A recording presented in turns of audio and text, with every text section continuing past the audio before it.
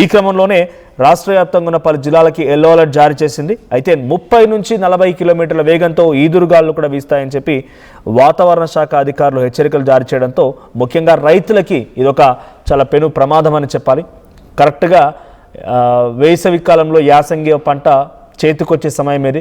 మొక్కజొన్న వరి పంట ఆల్రెడీ చేతికొచ్చే సమయం, మరి కొన్ని రోజుల్లోనే కోతలు కూడా మొదలవబోతున్నాయి. అంతలోనే ఈ అకాల వర్షాలు, అనుకోని రీతిలో వచ్చేటువంటి ఈ వర్షాల కారణంగా కొంత ప్రభావం అయితే ఎక్కువగా ఉండబోతోంది. సో ముఖ్యంగా ఇక్కడ గాలులు ఎక్కువగా వీస్తాయి.